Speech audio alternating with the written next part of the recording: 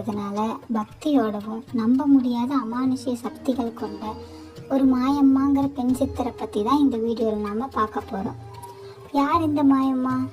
1920களில் இந்தியாவின் வடப்பகுதியிலிருந்து வந்ததாகவும், ஆனால் 1950களில் தான் அந்த சித்தர் கன்னியாகுமரி மக்களுக்கு தென்பட ஆரம்பித்தாங்கன்னு சொல்கிறாங்க. அந்த மாயம்மா பார்க்கறதுக்கு வாரப்படாத முடியோடையும் கந்தல் துணியோடையும் மோசமான ஆடை அணிஞ்சும் காணப்பட்டிருக்காங்க. பார்க்கறதுக்கு ரொம்ப வினோதமான முக சுருக்கங்களை கொண்டவங்களாகவும் இருந்திருக்காங்க.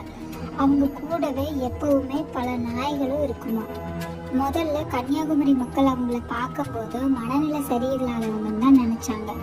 ஏன்னா கடல் பாறைகள் மீது படுத்துட்டும் அபாயகரமான ஆழமான கடல் பகுதியில் நீந்திட்டும் இருப்பாங்க.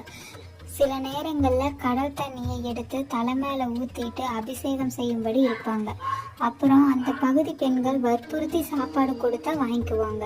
அப்புறம் போக போக நிறைய நாட்கள் சாப்பாடு இல்லாமல் பாறைகள் மீது அமர்ந்து தியானம் செய்வாங்களாம். அவங்க எவ்வளோ வெயில் இருந்தாலும் கடல் பாறையிலும் மணல்லையும் தான் படுத்திருப்பாங்களாம். அப்பப்போ அமானுஷ்ய விஷயத்த செய்வாங்கன்னு சொல்கிறாங்க. அங்கே இருக்க மீனவர்கள் மாயம்மா கடல் நீர் மேலே நடந்து போனதாகவும் சொல்கிறாங்க. ஒரு நாய் வேகமாக போன வாகனத்தில் ஒரு நாள் அடிபட்டு குடல் வெளிவந்து கிடந்ததாகவும், அதை பார்த்துட்டு இருந்த மக்களுக்கு நடுவே வந்த மாயம்மா அந்த நாயை மடி மேலே எடுத்து வச்சுட்டு குடலை உள்ள தள்ளி ரோட்டில் கிடந்த ஒரு குச்சியை தைக்கிற மாதிரி குத்தி விட்டாங்களாம். தடவி கொடுத்ததும் உயிருக்கு போராடிட்டு இருந்த அந்த நாயை கண்ணை திறந்து துள்ளி குதிச்சு ஓடிச்சான். அதை பார்த்துட்டு இருந்த மக்களுக்கு அவ்வளோ ஆச்சரியமாக இருந்ததுதான்.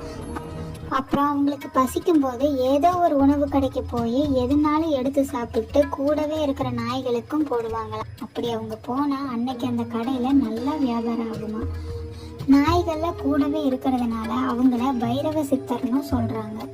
1993 பிப்ரவரி 9 மாயம்மா இவங்களுக்குன்னு கட்டியிருந்த சேலம் ஆசிரமத்திலேயே ஜீவ சமாதி அடைஞ்சிட்டாங்களாம்.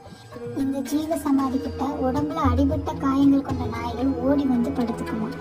அந்த கோயில் பூசாரி திருநீரையும் பூவையும் எடுத்து அந்த காயத்து மேலே போட்டால் குணமாகி எந்திரிச்சு ஓடுவதை அதிசயமாக பார்க்குறாங்களாம். சமாதி அடைஞ்சதுக்கப்புறம் கூட பல அற்புதங்கள் நடத்திட்டு வர்றாங்கன்னு சொல்கிறாங்க. இந்த கோவில் சேலத்திலிருந்து ஏற்காடு போகிற வழியில் இருக்குது. ஓகே ஃப்ரெண்ட்ஸ், இந்த வீடியோ இதோட முடிச்சுக்கலாம். இந்த வீடியோ உங்களுக்கு பிடிச்சிருந்தா லைக் பண்ணுங்கள், ஷேர் பண்ணுங்கள், கமெண்ட் பண்ணுங்கள். மறக்காமல் சப்ஸ்கிரைப் பண்ணுங்கள்.